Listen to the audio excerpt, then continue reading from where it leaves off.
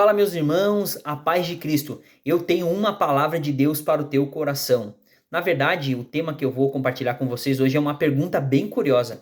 O que é culto racional? Mas antes de nós entrarmos aqui no tema, eu quero louvar o Senhor pela tua vida, você que se inscreveu e você que ainda não se inscreveu, está esperando o quê? Inscreva-se no meu canal, curta, compartilhe. Eu quero dizer para você que eu oro por cada um de vocês, tá? Que são inscritos aqui no meu canal. Que Deus abençoe a tua vida, a tua casa. Todos os dias eu coloco diante do Senhor vocês que são inscritos aqui, todos os meus amigos, conhecidos, pessoas que eu não conheço que são inscritos aqui. Enfim, os inscritos do canal estão sempre aqui em minhas orações. Então, faça parte aqui dessa comunidade que ama a palavra de Deus. Compartilhe, curte.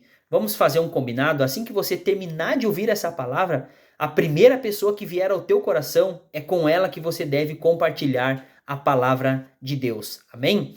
Romanos 12:1 para embasar aqui o nosso tema, que é o que é culto racional. Vamos ler Romanos? Romanos capítulo 12 e versículo 1.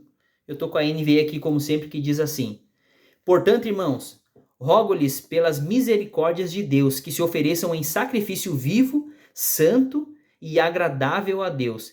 Este é o culto racional de vocês. Olha que interessante, a Roma antiga era a capital da promiscuidade. As pessoas usavam seu corpo para pecar. Paulo, então, quando ele se dirige aos irmãos romanos, ele pede que os irmãos ofereçam agora os seus corpos como um sacrifício vivo, ou seja, eles deveriam usar os seus corpos agora não mais para pecar, mas para servir e obedecer a Deus. A lógica do apóstolo Paulo aqui no texto não é a lógica da liturgia, mas a vivência com Deus. E eu provo para você, naquele tempo não haviam templos como há hoje. Institucionalmente falando, tá? Não haviam templos da igreja, a igreja não tinha templo naquele momento. Então as pessoas que iam se convertendo ao cristianismo, elas se reuniam nas casas. Claro que havia, sem dúvida nenhuma, algum tipo de organização dentro dessas casas. Mas quando o apóstolo Paulo faz essa convocação, porque ele diz assim, ó, portanto, irmãos, rogo-lhes, ele está implorando, a expressão aqui, rogo-lhes, eu imploro a vocês pelas misericórdias de Deus, que agora vocês se ofereçam como um sacrifício vivo. Por quê? Porque antes eles viviam para os seus deleites, para os seus pecados. Então, quando ele fala de sacrifício aqui, para os irmãos, dá ideia de cruz. Porque Cristo foi sacrificado na cruz do Calvário por mim e por você. Paulo usa um contraste estabelecido entre o corpo vivo do cristão e o sacrifício de um animal morto. E ele apela então à novidade de vida. Por quê? Porque o mesmo apóstolo Paulo vai escrever aos Coríntios, em 2 Coríntios capítulo 5, versículo 17, quando ele diz: já estou crucificado com Cristo. E vivo não mais eu, mas Cristo vive agora em mim. E a vida que agora vivo-a pela fé no Filho de Deus. Observe que o apóstolo Paulo disse: já estou crucificado com Cristo e vivo não mais eu. Paulo estava crucificado com Cristo? Não, Paulo não estava numa cruz. Então do que o apóstolo Paulo está falando? O apóstolo Paulo está falando que agora ele não vive mais para ele. Ele não vivia mais para a religiãozinha dele. Agora ele vive para o Senhor, ele sacrificou tudo isso, ou seja, ele fez morrer tudo isso na cruz do Calvário e agora ele vive unicamente para o Senhor.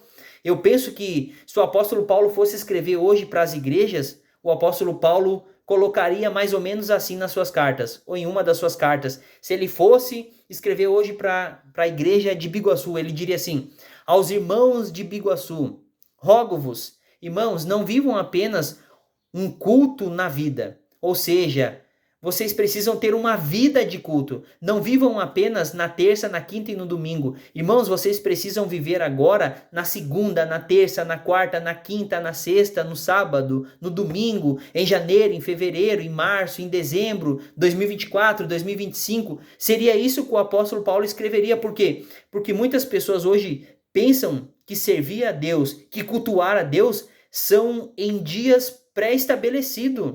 Então eu sirvo a Deus no domingo, mas na segunda eu vivo como um ateu. Será que está certo isso? Nós precisamos entender isso. Eu não posso estar com Deus nas minhas palavras e com os demônios nas minhas atitudes. Eu preciso entender isso. Então o apóstolo Paulo ele está rogando, e o ponto central aqui de Romanos é que não é a ideia de um culto de 1 hora e meia. Nós precisamos entender isso. Então, cultuar o Senhor de forma racional também não é aquele culto litúrgico onde não se tem línguas estranhas, manifestações espirituais, não. É claro que o culto precisa ter ordem e ter decência, mas não é disso que o apóstolo Paulo está falando, pelo menos não unicamente. Então nós precisamos entender, servir a Deus é uma batalha constante e não é fácil, por isso que é viver para o Cristo. Viver para o Senhor é viver uma vida de culto. Quando eu vivo uma vida de culto, eu vivo me sacrificando. E sacrificar aqui é deixar de olhar pornografia, é deixar de fumar, é deixar de beber, é viver uma novidade de vida. Isso é um culto racional. Eu não posso colocar dias para cultuar o Senhor, não. Hoje é quarta, então hoje eu vou ir cultuar o Senhor. Tá, e quinta, e sexta, e sábado, e domingo? Você está cultuando também? Então é uma vida de culto. Isso é o culto racional, isso é o culto lógico. A palavra racional em Romanos 12:1 vem do grego e significa lógica. Paulo está apelando à lógica dos irmãos, dizendo: irmãos, vocês precisam agora usar a lógica. Cultue ao Senhor na segunda, na terça, na quarta, na quinta. Sacrifiquem agora. Vocês são um sacrifício vivo, ao contrário do Antigo Testamento, que o sacrifício era um animal e esse animal era morto. Quando vocês vivem essa vida de culto, vocês se tornam santo, que é ser separado, e vocês se tornam agradável a Deus, e então vocês podem cultuar a Deus de forma racional. Olha que interessante esse texto, meus irmãos. Já parou para pensar nessa profundidade? Essa é a ideia do apóstolo Paulo. Precisamos servir a Deus. Servir a Deus é essa batalha de autonegação. Mas lembre-se, você não está sozinho. Jesus disse em Mateus 28:20, eis que eu estou convosco todos os dias até a consumação dos séculos. Você não está sozinho. E pelo Espírito Santo que nos foi dado, você consegue vencer. Você consegue viver de uma maneira santa. Wagner, eu não consigo aqui largar meus vícios do cigarro, da bebida, da pornografia, da mentira, do engano. Wagner, eu compro e não pago. Eu preciso abandonar tudo isso e não consigo. Ei, você precisa agora viver uma vida de culto. Se você só ir no culto nos dias pré-estabelecidos, você não vai vencer mesmo. Mas quando você trazer o Cristo, o Espírito Santo para um viver diário, você vai vencer isso. Porque o Espírito Santo te capacita, ele é o teu ajudador, teu fortalecedor, ele é o teu conselheiro. Lê João capítulo 16, versículo 8 e 9. É isso que o Espírito Santo veio fazer, convencer o homem do pecado, da justiça e do juízo. É isso que ele faz. Então, aqui ser racional ou ter um culto racional indica que a nossa oferta como culto racional ao Senhor é a única reação possível diante de um Deus que nos deu tudo aquilo que nós precisávamos, ou seja, ele entregou um sacrifício perfeito por nós, que foi o seu filho. Ele deu o que ele tinha de melhor. Então, nós precisamos pensar que diante de todas as boas dádivas que Deus nos deu, a única forma de nós cultuarmos Ele de forma racional é vivendo todos os dias para agradar a Ele. É claro que você vai errar.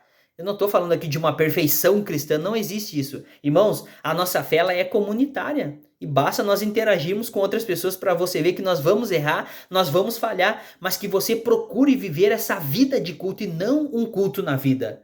Que Deus te abençoe, que Deus abençoe a tua casa, tá bom? Creia nisso e viva isso, e você vai ver a diferença que isso vai fazer na tua vida. A presença de Deus está disponível na segunda, na terça, na quarta, todos os dias. A palavra de Deus está disponível todos os dias para você. Vamos orar? Pai, abençoa o teu filho que ouviu essa palavra, ficou comigo até aqui. Abençoa a sua casa, a sua família. Ajuda ele, ajuda ela, Pai, a entender que nós precisamos viver todos os dias as nossas vidas como uma forma, uma expressão de culto, Senhor.